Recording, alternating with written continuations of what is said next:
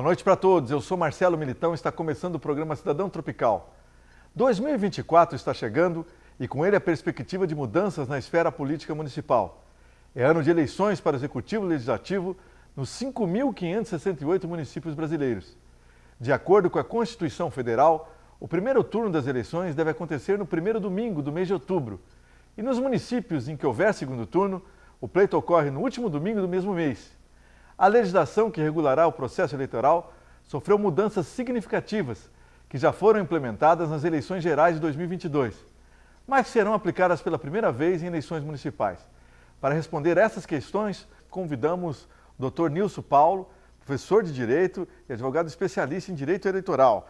Boa noite, doutor Nilson. Tudo bem? Tranquilo? Boa noite, Militão. Tudo bem? Tudo tranquilo, né? Ano par tem eleição. Ano ímpar tem novidades nas regras, né? Sempre mundo, né? Sempre assim.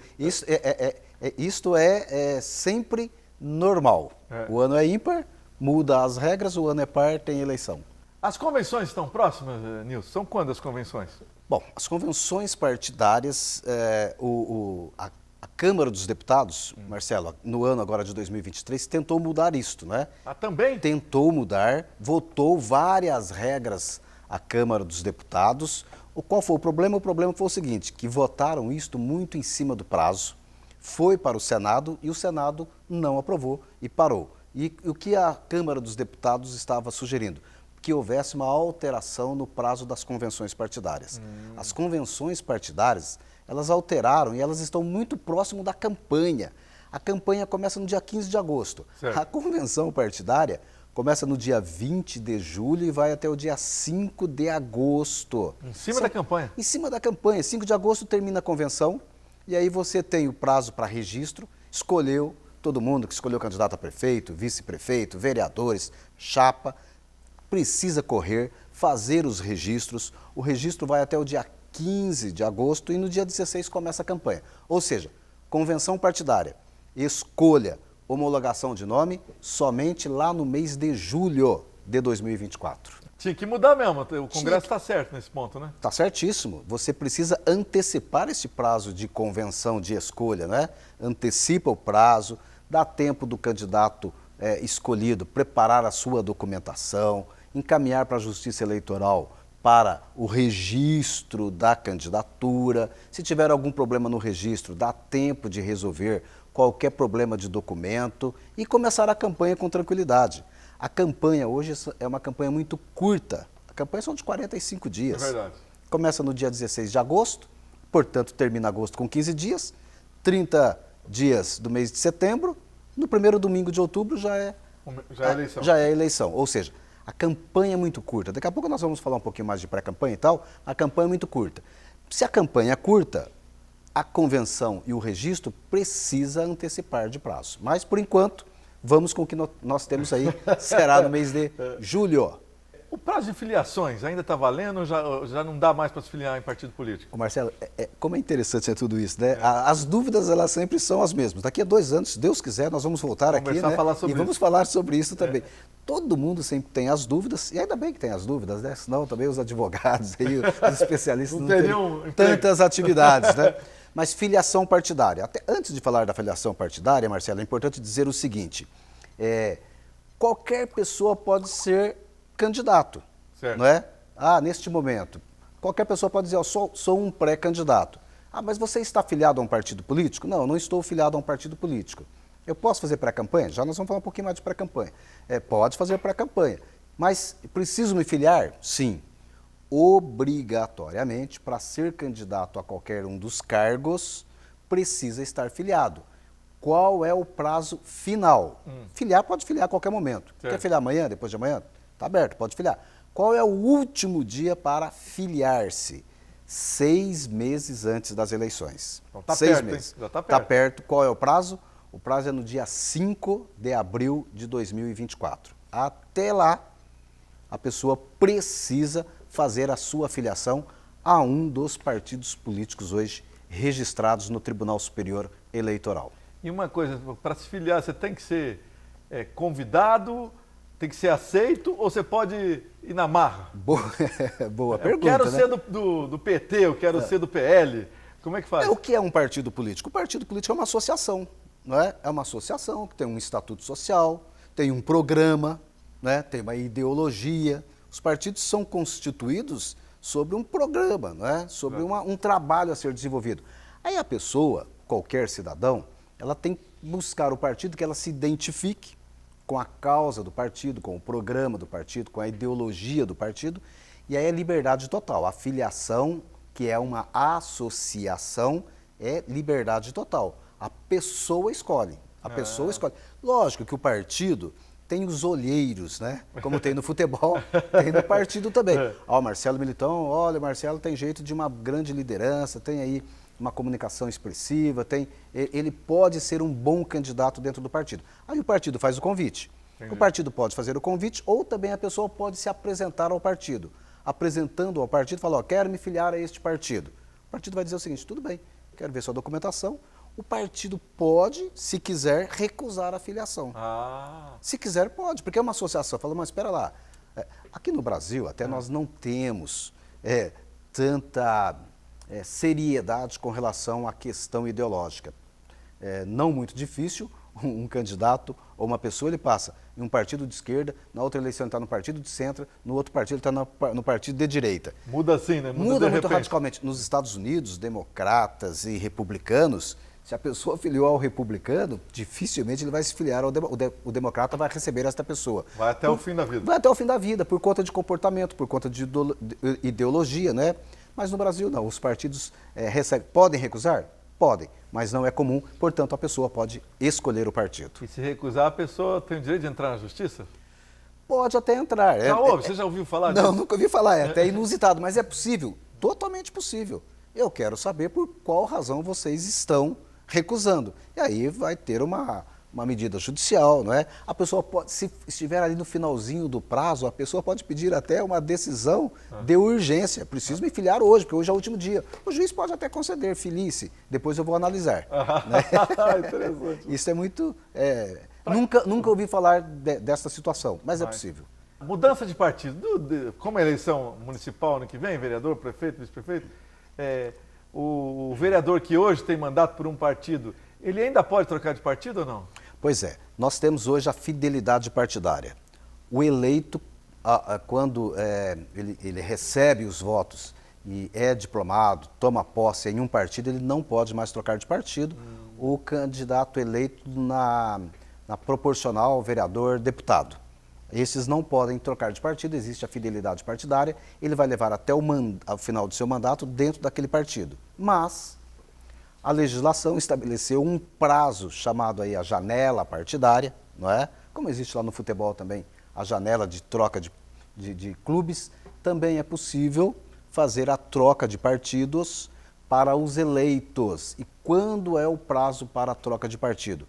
30 dias antes do prazo final das filiações. Qual que é o prazo final? Falamos agora, né? Dia 5 de abril de 2024. Portanto, 30 dias antes do dia 5, vai começar lá no dia 5 de março, até 5 de abril, vereadores podem, querendo, trocar de partido lá na janela partidária, sem ter nenhum problema com o seu mandato. Não pode antes. No mês de março, apenas vereador. Deputado pode? Deputado não pode. A janela de 2024 é uma janela exclusiva para vereadores eleitos lá em 2020. E os demais, se trocarem, perde mandato. Perde mandato. O mandato, ele pertence ao partido. Se ele trocar de partido sem uma justa causa, sem uma autorização judicial, o partido pode requerer a cadeira e ele pode perder e vir ser convocado aí o suplente para ocupar. E se ele for expulso do partido, como é que faz? Se ele for uma expulso, decisão do partido, então olha, sai. Aqui é interessante, a expulsão não faz ele perder a cadeira. Por quê? Porque ele não saiu espontaneamente, não é vontade dele sair do partido. Ele quer ficar no partido, o partido é que não quer ele mais ali, né? Expulsa ele. Isso aconteceu, né? Isso acontece muito. Certo. Isso é muito comum. O partido dá lá uma orientação de voto, tem uma decisão, um projeto de lei polêmico, tem, por exemplo, agora, neste momento, ou o Congresso Nacional, muito comum, né? Há uma direção de voto, ou para escolher o ministro, ou para escolher fazer alguma indicação, ou uma lei polêmica, o partido dá uma orientação. Mas aí O deputado ou o vereador resolve votar diferente. O partido vai lá, faz uma reunião e resolve expulsar o eleito. Ele é expulso, mas ele não perde o mandato. Ele leva consigo o mandato, justamente por conta da intenção. Ele não tinha intenção de sair, é o partido que teve a intenção de expulsá-lo. E está certo, Marcelo, porque se não for assim, o partido pode, né? Se fica para o partido a vaga, o partido pode resolver ali, criar algumas situações de expulsar um ou outro para ter a vaga para outros suplentes, para outro ser beneficiado. E, portanto, a expulsão não perde a vaga. Outra coisa, não precisa deixar o cargo, né, o vereador. Como é que funciona? Muito interessante. Para disputar a eleição, é isso que eu estou falando. É bem complexo isso, e o vereador ou o parlamentar. O vereador, o deputado estadual, o deputado federal e o senador da República também, estes têm alguns privilégios. E um dos privilégios é disputar qualquer cargo eleitoral sem afastar do mandato. O vereador quer ser candidato a deputado estadual, pode ser, não precisa se afastar. O deputado estadual quer ser candidato a prefeito, pode ser candidato e não há necessidade de afastamento. Tranquilo, sem problema nenhum. De fato é um privilégio mesmo. E é um privilégio, porque se você imaginar o seguinte, o eleito para o poder executivo, para a majoritária, ele somente poderá ser candidato ao mesmo cargo sem se afastar.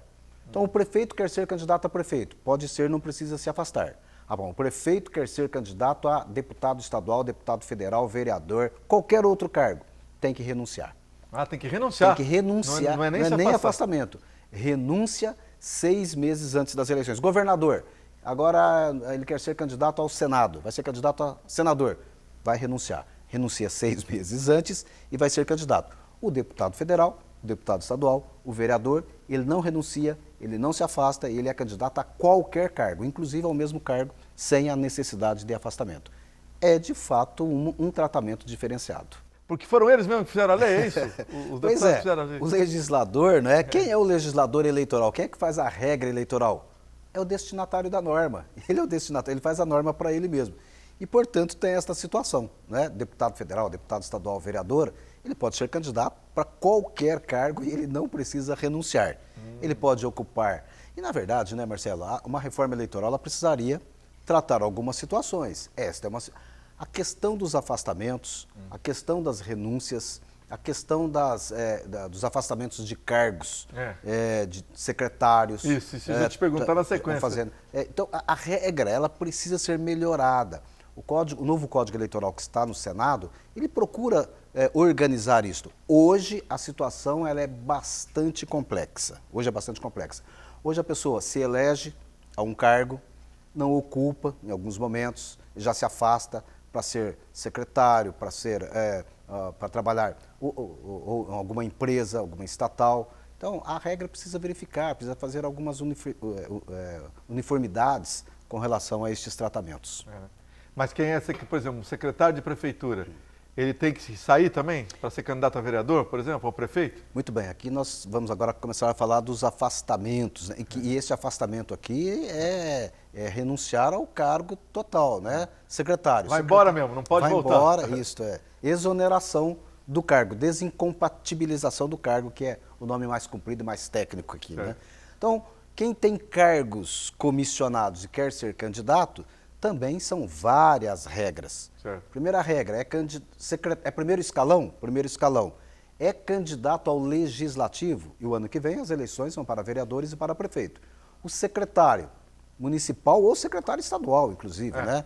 Secretário municipal ou estadual, quer ser candidato ao legislativo, quer ser candidato a vereador. Certo. Ele precisa deixar o cargo 6 meses antes das eleições. Ou seja, até o dia 5 de abril de 2024, ele precisa deixar o cargo. Se ele for candidato a prefeito, a regra é outra.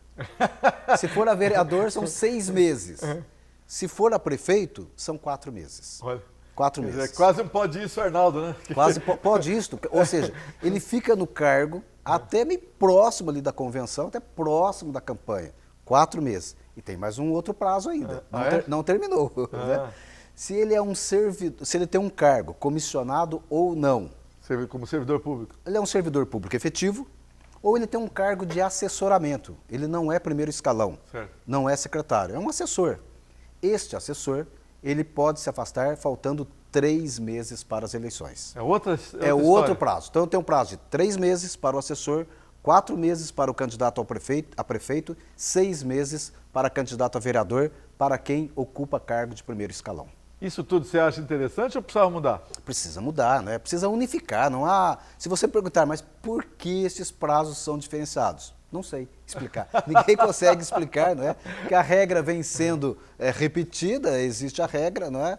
E você não tem nenhum sentido. Veja, para ser candidato a vereador, portanto, está fora das funções da prefeitura, afasta com 6 meses. Para ser candidato a prefeito, a pessoa está usando a máquina, está fazendo as suas atividades ali, são 4 meses, ou seja, ele fica mais tempo da máquina.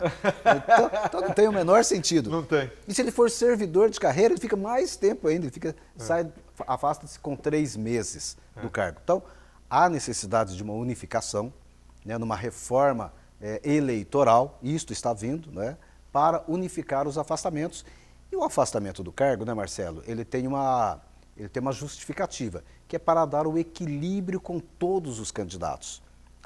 Igualdade na disputa. A igualdade de oportunidade entre os candidatos na disputa, né? Quem está com mandato de algum cargo, é lógico que ele tem privilégios que o Joãozinho da padaria, o Marcos lá do bairro que quer ser candidato, ele não tem a proximidade com o poder como aquele que está em algum cargo. E, portanto, há necessidade sim, de uma unificação e de buscar cada vez mais uma igualdade na oportunidade entre os candidatos.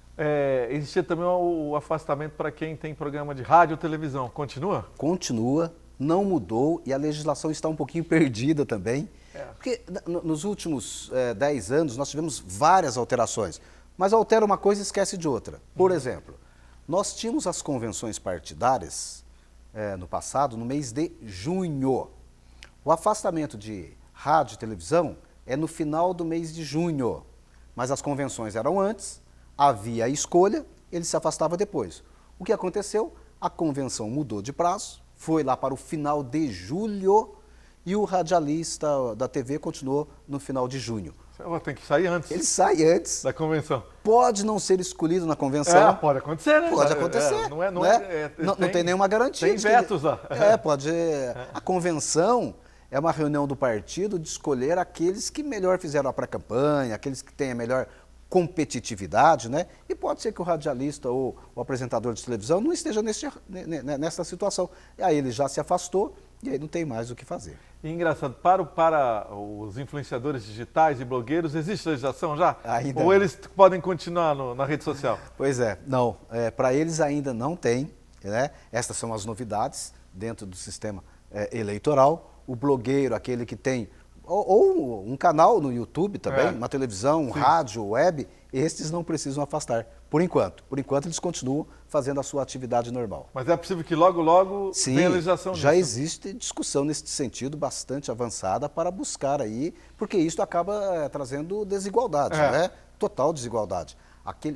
O influenciador, aquele que tem ali 10 mil, 100 mil seguidores, dependendo da cidade do local, ele tem um canal de oportunidade, que tudo bem, todo mundo poderia ter também.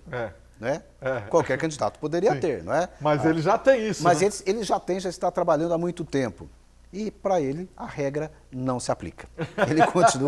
Ele continua atuando. Você que é desse ramo, aproveita para ser candidato enquanto não tem legislação. Exatamente. Né? Agora, o influenciador, e só para aproveitar esse gancho aqui, né, quem é influencer e tal, ele pode ser usado pelo candidato, tem que tomar cuidado, hein? Candidato, liderança partidária, na utilização. Ó, Marcelo tem um canal no YouTube, Marcelo Militão é um influenciador aqui na cidade de Londrina e toda a região do estado do Paraná.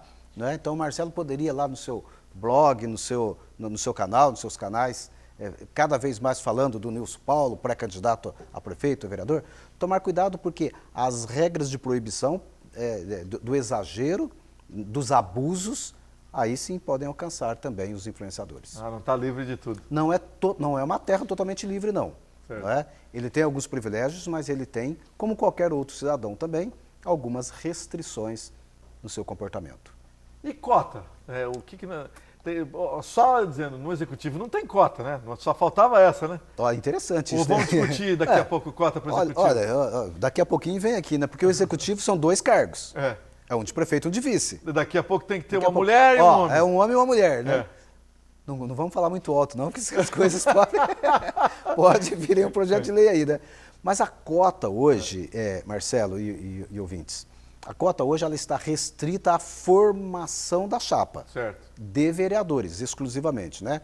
O partido hoje, para formar a sua chapa, ele precisa obrigatoriamente fazer uma reserva de, no mínimo, 30% de um sexo e, no máximo, 70% de outro. Portanto, qualquer chapa de vereador, ela obrigatoriamente vai ter um homem, no mínimo, e uma mulher, no mínimo, né? Porque, no mínimo, uma chapa são 2 nomes. E, no máximo, cada cidade tem o seu limite máximo. Portanto, 30% está reservado para um gênero. Entendi. E tem cota de mais alguma coisa? Não, aí as demais cotas que existem cotas para mulheres e para negros, pardos, mas aí é para a distribuição dos recursos para o financiamento de campanha.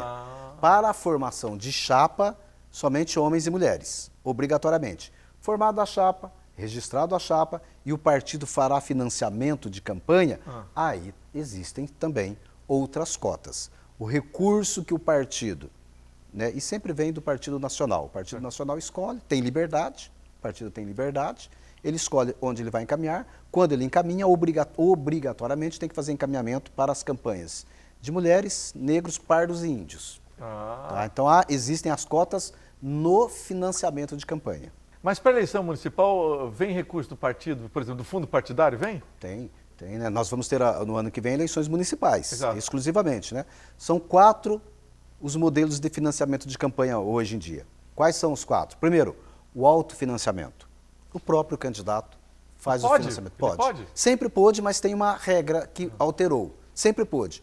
Qual é o limite da campanha? Cada cidade tem um limite diferente de outra cidade. Não sabia não. Diferentemente das eleições de deputado, estadual e federal, que o limite é igual para todo mundo, para prefeito e para vereador, cada cidade tem o seu limite. É uma confusão, porque são 5 e poucos mil municípios no Brasil. 5.500 municípios, cada cidade tem uma regra.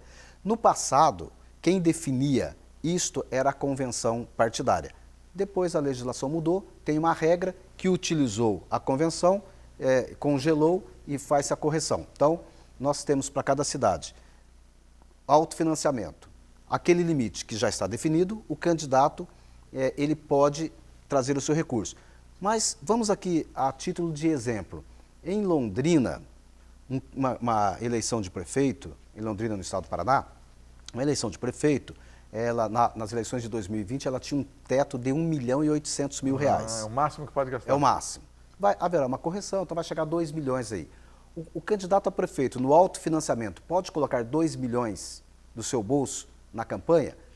Houve um tempo que podia, agora não pode mais. A lei mudou e limitou a 10% do teto. Então, o autofinanciamento é 10% do teto. 2.200.000.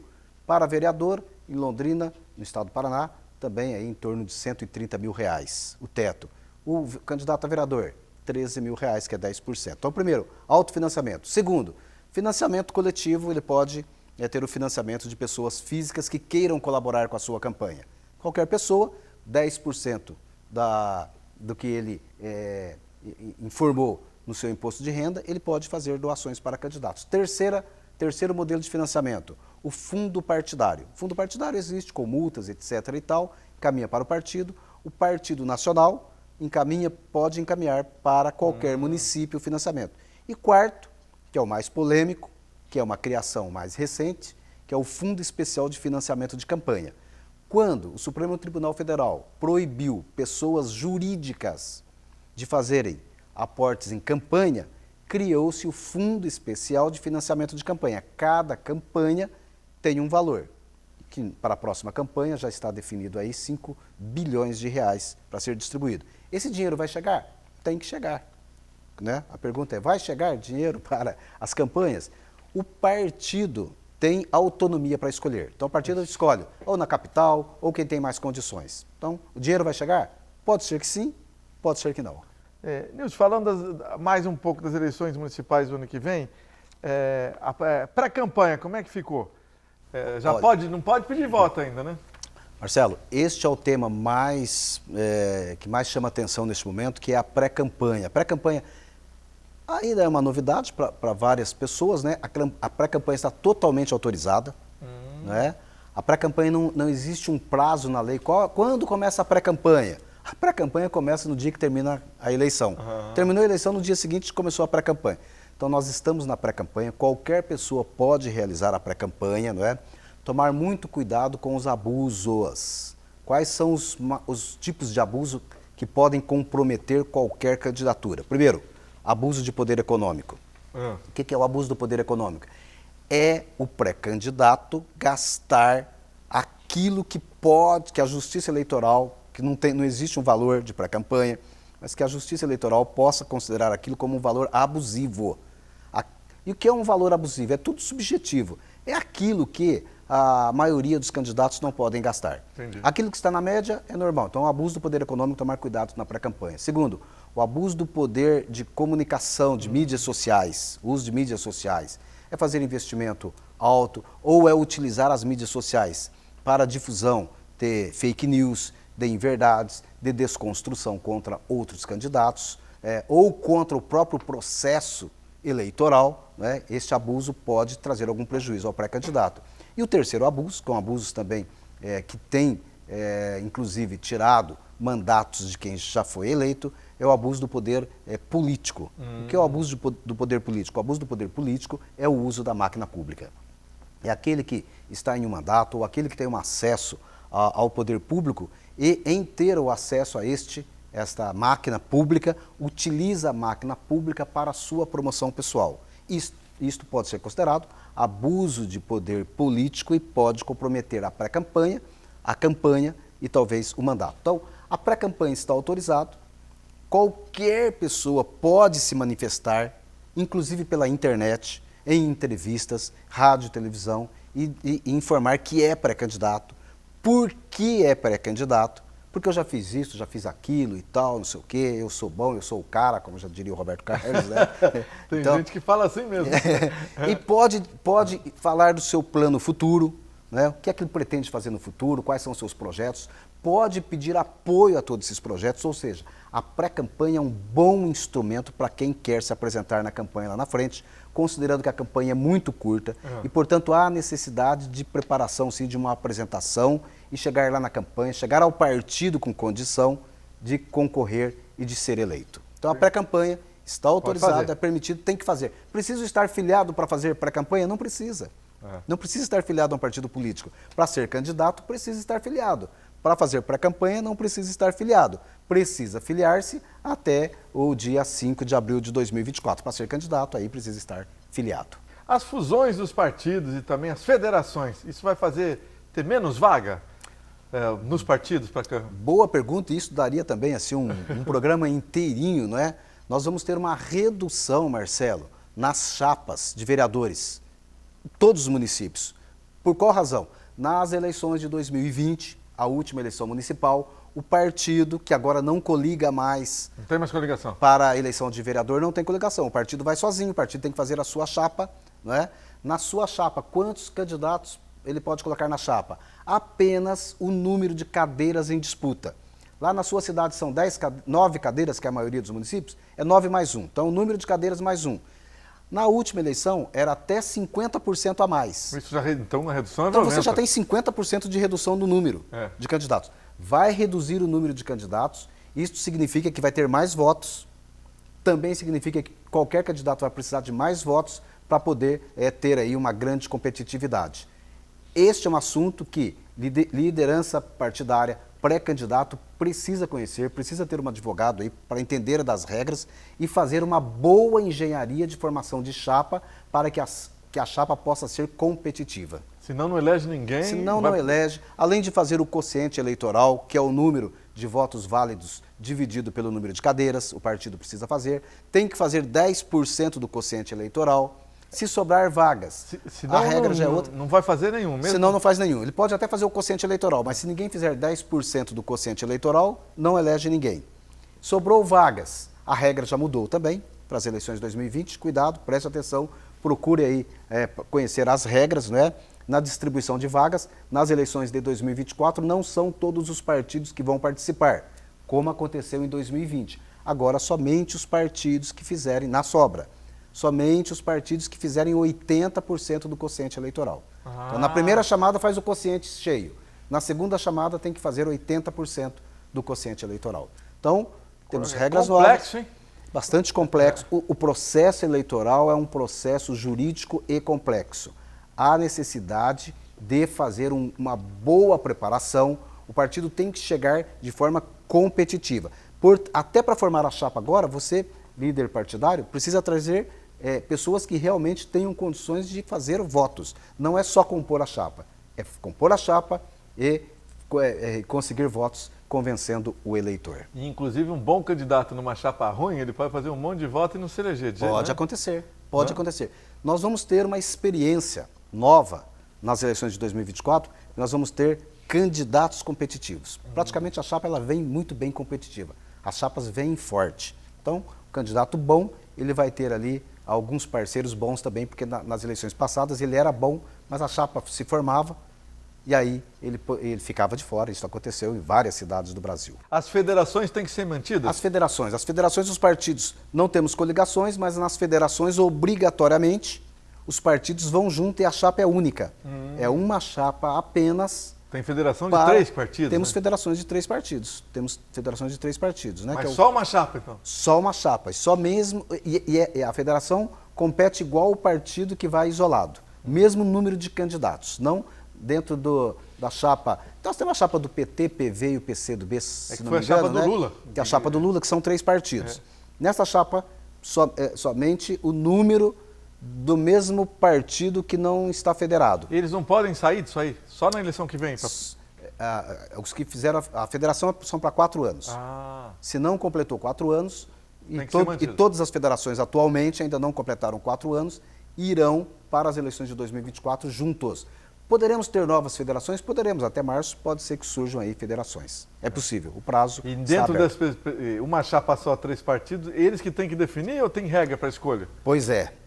A discussão, e esse é um problema, a discussão hoje está aqui, dentro da federação, o número de candidatos dentro da chapa é igualitário. Não pode apenas um partido formar a chapa, diferente da coligação. Como quando era na coligação, reuniam-se vários partidos, podia ser que um partido só formava a chapa e estava tudo bem. Na federação, o entendimento que tem ocorrido na justiça é que tem que ser dividido de forma igualitária entre todos os partidos.